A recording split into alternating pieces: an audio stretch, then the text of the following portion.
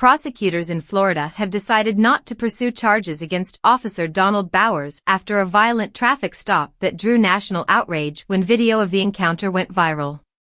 The state attorney's office for the 4th Judicial Circuit announced that Bowers' actions were justified, concluding in a 16-page report that the driver, 22-year-old William McNeil Jr., created a dangerous situation by refusing repeated commands to exit his vehicle.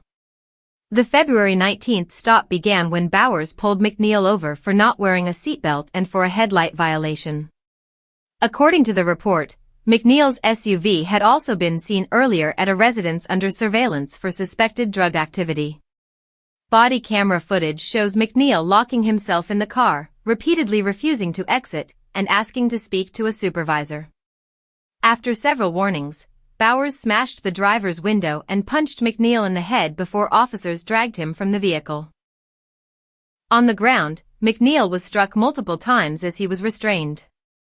Bowers later described his punch as a distractionary blow, a tactic he said he learned during his time in narcotics. The report accepted this reasoning and emphasized that McNeil's refusal to cooperate escalated the risk to both himself and officers. In a search following the arrest, police said they found marijuana and a knife in the vehicle. McNeil eventually pleaded guilty to resisting an officer without violence and driving on a suspended license, while charges of marijuana possession and other traffic violations were dropped.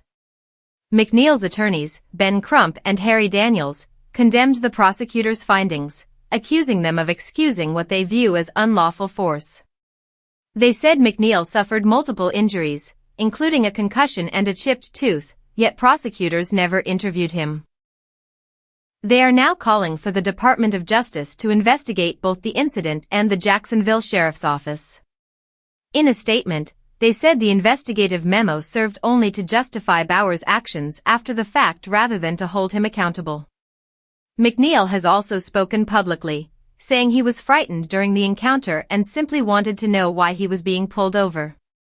He insisted he had done nothing wrong and described feeling overwhelmed and afraid.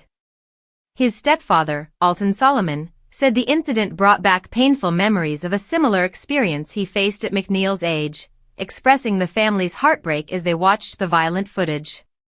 The case has since drawn significant public attention.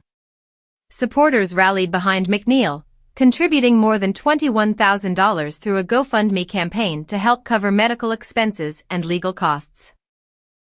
While prosecutors have cleared Bowers, the incident continues to raise questions about use of force, accountability, and how far law enforcement should go in routine traffic stops.